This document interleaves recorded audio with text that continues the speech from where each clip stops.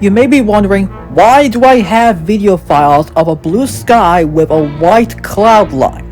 Well, funny you should ask, but let me tell you the reason why. And for those of you who have seen the film Airplane, you probably know what I mean. After the Paramount Blue Mountain logo that was seen in Greece, we get this. We see a cloud line that takes place in a night sky with a moon on there. Then we hear the Jaws theme that was redone by Elmer Bernstein. Then we see the plane's tail coming by right into the clouds. And it does it again and again, and then it dives down until it comes flying out of the clouds for no reason.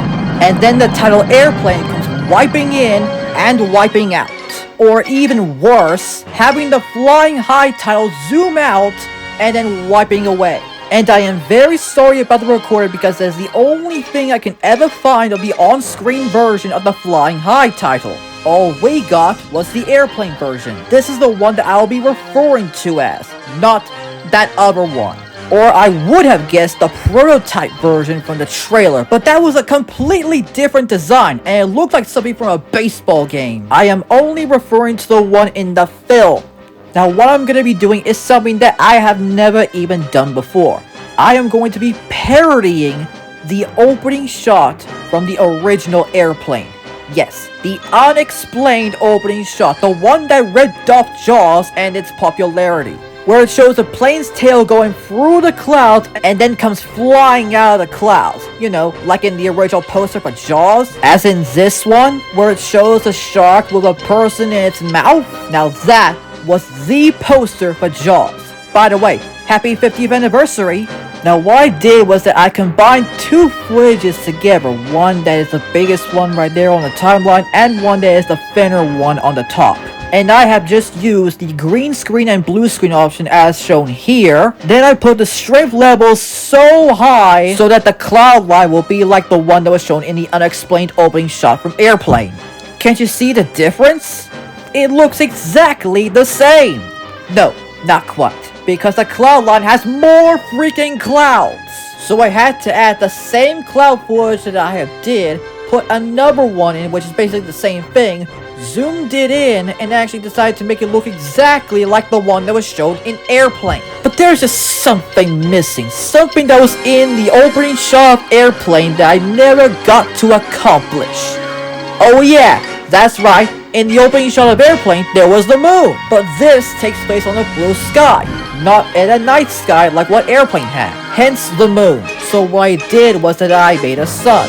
What is it? Well, it's a large ball of fire that's part of the solar system, but that's not important right now. I think I might have got it from Airplane 2, the sequel. Then I decided to make the sharpness go down and down and down and down a lot, and then brighten it up. For some random reason. I just hope to God the Mayflower one would turn away from it. So then I went ahead and added it in. And there you go. Basically the background of the Airplane unexplained opening shot thing. I wonder who's gonna be the substitute for the plane in that parody. It might have been in one of those pink boxes of the characters that I'm going to fix and revise. But yeah, I'm pretty sure it will. So the shot will go as follows. You see the cloud line with the sun and the blue sky and all that. Then the substitute thing literally flies above the freaking clouds. Then it does it over and over and over and over again until for whatever reason, just like in the plane in the opening shot, it dives down and then comes flying back up out of the clouds. However, the Airplane title would not be included at all, nor any of the random stuff that comes after that, or the many credits that this film has, some of which didn't even make it into the poster for Christ's sakes, and one of them only made it into the god-awful ending credits. And as you may not know, I hate this film's end credits, as well as the after credits scene, which I have explained before, of how Stryker literally abandoned this taxi cab passenger for an hour and 27 minutes of the film and never came back. Well, I'll give him another 20 minutes. But that's it. Now back on to what we did with the cloud line. Now for whatever reason, I actually updated it with more layers so that the substitute thing will go down, just like what the plane had done in the opening shot of Airplane. if you can clearly see that it's there. Now, as for the substitute thing that's gonna fly over the clouds, I'm gonna have to get that substitute thing out from one of those pink boxes for some reason, and then move it over to my stupid, awesome, makeshift green screen there that I made with the green coloring paper. And I think you probably already know what it means. It means a transition clip. I think we'd better have a little talk. So after doing all 30 minutes of everything that I can possibly do to fix the airplane substitute, it was about time for the unthinkable. I shot 2 assets. One where it clearly shows it from the bottom, and one that's clearly showing it from the top. These were all done on a makeshift green screen made by a green coloring paper. Then I decided to go to the editing software and decided to put a green background in and put every single shot that I had to put in. Well, the 2 asset shots that I needed. And decided to key out everything that I can possibly do. And then I had to save it and export and do whatever I can to actually get it done right this time. Then I had to remove the first asset shot because that's already done and put the second asset shot in. And then key out every single bit of unwanted area ever. Then I had to make sure that it looks perfect, and then I had to save it and export it for apparently a good chunk of it. Yeah, that's exactly how it happened. I literally had to save it and export it to make it look like it was fine. And then I had to add a sliding effect to both amended asset shots, and by amended, I said that I actually keyed those shots out. Basically the unwanted areas or whatever that is. So I basically decided to do everything to make it look like exactly like how the opening shot of Airplane had done. Then I had to check it to see if it's good, saved it and exported it, and then moving on to the next one, which is going to be even weirder. But not before I had to make the exact same one so that I can flip it in a mirror effect in order to actually make it go the other way, kind of like, again, like what the plane did in the Airplane opening shot. Then I had to do one for when the substitute thing flies out of the clouds. So I basically went in and put in an upslide effect in order to make it look like it was going up. Exactly like how the plane did in the Airplane opening shot. Then I checked to see if it's good, saved it, exported, basically the whole works. So this is the biggest part of them all, trying to match up with the existing cloud lines. Now, I had to put it into the picture-by-picture mode and add it into the green background there to make it look like it was flying above the freaking cloud line. You know, kind of like the plane did in the opening shot of Airplane. Because I wanted to make it look exactly like the Airplane opening shot. You know, the unexplained one, the one that ripped off Jaws and its popularity and all that. But there is something else that you might need to be allowed in that particular part, so we had to do everything that we can to do all of the fact that we actually do this. But for the part that I had to, you know, make the substitute thing go down, I had to use the photo snap thing and make it look like it was going down. So what you're seeing here is that I am using a reference for some reason. For this one, I'm basically using the opening shot of Airplane as a reference for that particular moment. Now, I really just want to make it look a lot like how the original opening shot looked, but I wanted to make it just as a parody of that, because as you probably know, Airplane is a parody, particularly a parody of the 1957 film 0 Hour, which is a black and white film starring Sterling Hayden and Dana Andrews, which of course is what the Abraham Zucker team actually took the plot for about $2,500. And just to let you know, 0 Hour is a Paramount film, and Paramount is the one that made Airplane. So Paramount did both 0 Hour and Airplane. The only ones that did not make up for it is the Airport franchises, which went from Airport to the Concord Airport Sims 9, which were all from Universal, who gave us the Twister duology. Now, as you can see from what I'm doing here, I'm basically slowing the whole footage down to make it look like it was matching up with the original Airplane opening shot. But yeah, now as you can see here, I'm basically having trouble with the, corner thing and all this, since the other side basically is the, edged a bit. So I had to zoom it in to make it look like that it is going away, but it just doesn't even look right with that jagged corner there for some reason. So I had to zoom it in and make it look like that, hey, it was basically there for some reason. Well, not least of which you can actually tell just by looking at the original opening shot from Airplane. But yeah, I had to clearly adjust it to make sure that it actually fits. So there's that part there. There's basically the substitute going in, and you're basically seeing a shot from airplane on the upper corner. And then I basically had to do everything I can to make it look like it was actually going down. So I basically decided to make the part where the substitute actually goes down. And yeah, I basically did whatever I can to actually make it look like it was going down. Kind of like how it did in the airplane shot, like I showed you in the corner. And right there, I am basically trying to do so hard to make it look like it was the original opening shot. And of course, it goes down. And you're basically going to be seeing what I'm basically going to be putting in. So I'm basically scrolling up. There's a lot of video files, and there are lots of more stuff about Fritz the Cat and a bunch of other stuff here. And I'm going to be adding in the one where he basically flies up. So I basically had to enter that one. And I basically want to make it look like the part where the plane flies out of the cloud, like in the original opening shot from Airplane. So what I did was I actually slowed down the footage. And based on the opening shot from Airplane, the plane flies up out of the clouds, and that's what leads to the title. And this one, the title is not going to be in it at all, so that's why I had to use the substitute to make it look like it was flying. Well, flying high, which was the alternate title for Airplane at least. And there it goes up, and that's basically that, matched up with the original Airplane shot. And of course, there we go.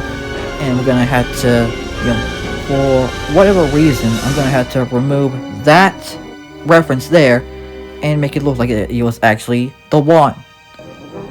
And of course, I'm gonna have to put it back in because I had to do whatever I can to adjust it and editing it, and then making it look like it timed well with the dun dun dun dun dun dun, that part. So this is the part where I'm going to go through the masking process. So what I have here is the cloud line footage. And all I got here are the green screen amended footage. Now, this is going to be very tricky. But bear with me, because it's going to get really tricky. Now, this is basically all that we ever had, all the exact footage. So as you can see, I am cropping and masking everything that I can. And why was it tricky? Literally, the edges just would not be able to fit at all. Like, it just has a lot. And I do mean a lot of hard work to get through this thing. It is really long, really tiresome, and it just really makes up for the fact that it is so freaking hard to do. Like, there is a lot of stuff in this particular thing. And it's so hard because, the tail and the edges just would not even fit well enough. I just wanted how the hat of the substitute to actually go across the cloud line like, the plane in the opening shot of Airplane, like I just mentioned.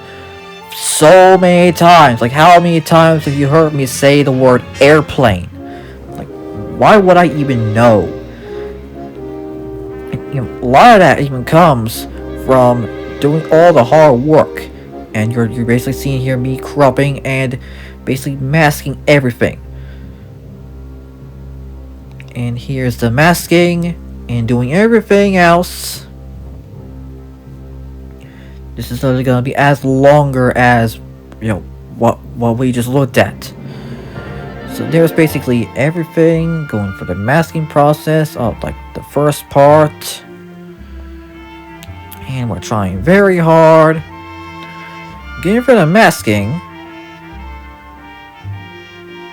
Going through.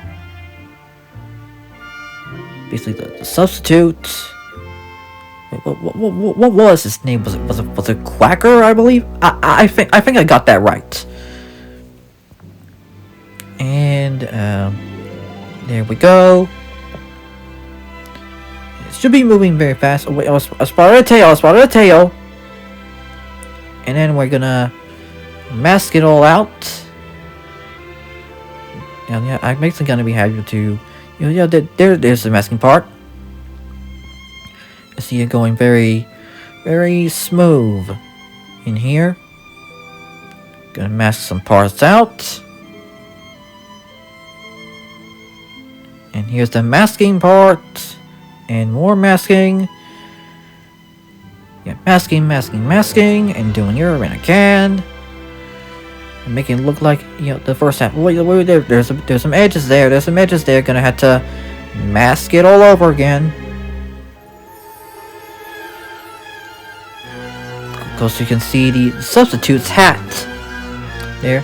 We wanted the hat to later go through the cloud line. Like, again, the opening shot of Airplane. And there is a bit of, trepidation to put to the test. We have done some green screen stuff before, like in what was it? A Chucklewood Halloween, when Abner gets shot through the sky, and that's basically like it's like that particular moment. That was like the one of those many things that we did. Another one of those was basically, I think it was Danger Mouse: The Last Mouse Standing, where there's a ton of green screen effects there. The chase scene and the quickening are like the big major ones. Like these parts are so insane, I could literally just go ahead and do them all over again. And now we're into more masking, particularly in the second part of the cloud line part, where the hat just goes through. It just goes through for some reason. Now, all basically the side note of the effect, it's basically just tricky. Yeah, the whole process is just tricky. It's hard. It's basically everywhere. Coarse, rough, gets everywhere. If you've seen Star Wars Episode 2: Attack of the Clones, you know how Anakin Starkiller feels when he does not like sand. Yeah, Anakin Starkiller tells Padme that he does not like sand, and how it's coarse, rough, it gets everywhere. Yeah. This process looks very tricky, and how just like sand, it gets coarse, rough, and everywhere. And it's more ridiculous when you thought that masking could be a big idea. Now, particularly so that the masking process did help, but it gets really hard when you spot something that is actually a big mistake, like this one right here, where I had to actually mask out the tail and just leave the hat there. I'm just gonna mask out the tail, and masking out some more, and more, and more. And the hat should be going pretty smooth. Since it's basically 60 frames per second, we're gonna have to do things more easier.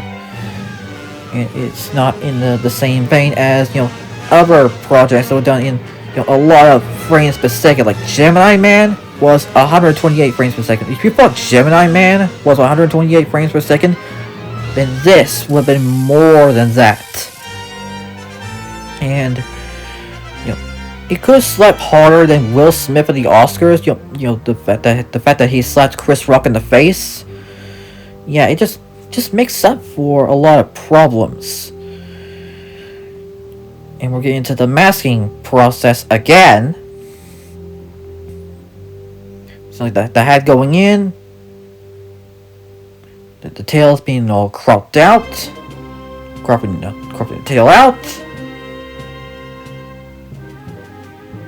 Basically doing all the VFX work for some reason. This is basically Industrial Light Magic. Like if you think if you don't know who Industrial Light Magic is, they're basically the ones that did it was started by George Lucas, and the reason why George Lucas started Industrial Light and Magic, or ILM as what it's commonly known as, the reason why Lucas wanted to do that is because he wanted to do the effects for Star Wars Episode 4: A New Hope, and that was the reason why he wanted to do it. ILM was originally supposed to be the one that will only do the effects for Star Wars Episode 4: A New Hope. But then after when Star Wars Episode 4: A New Hope became a big thing in 1977, they did a ton of other effects, like the ones in like Poltergeist and Star Trek II: The Vengeance of Khan with Pixar. Yeah, Pixar got to start with Vengeance of Khan. was it 82, back when they called the graphics group, and they also did the Twister duology, and more recently, the freaking awesome Lilo and Stitch remake, which I don't care what any people says it is, it's actually really good.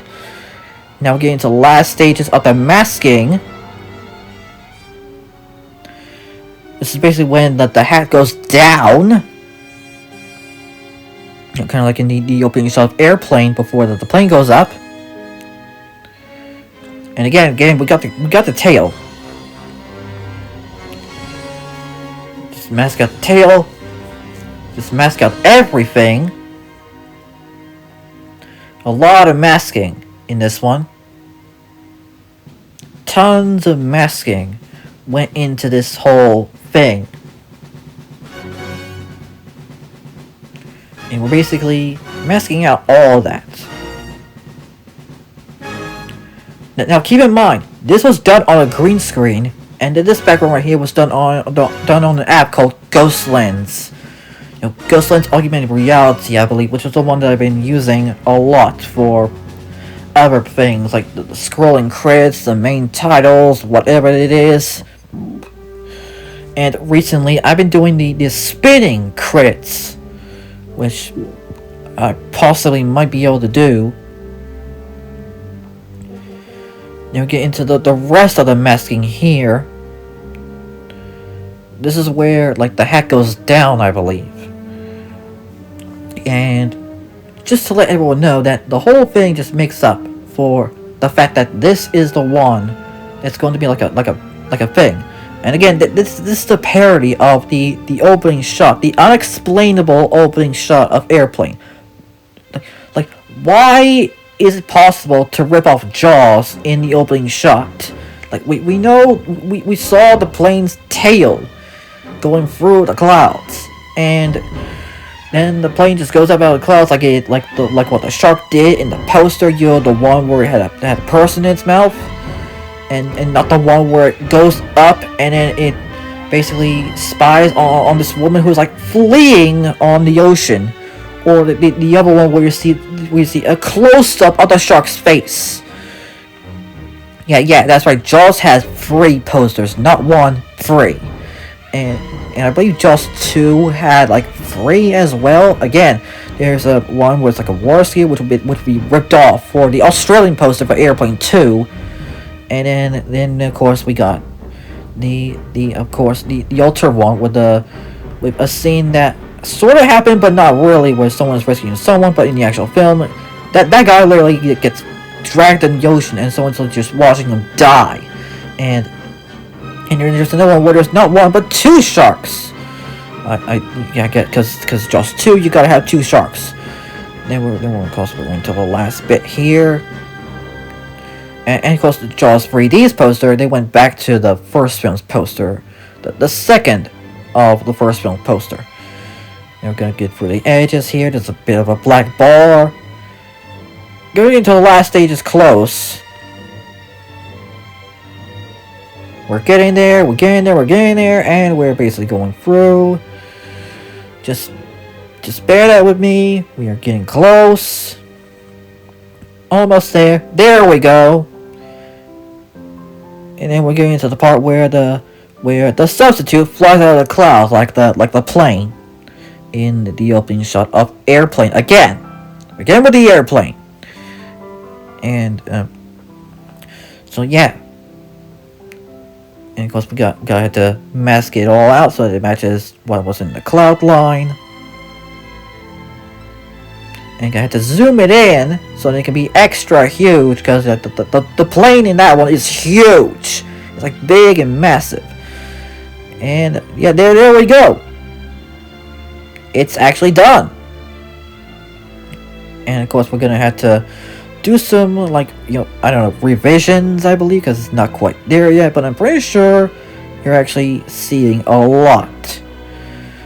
And that's basically it.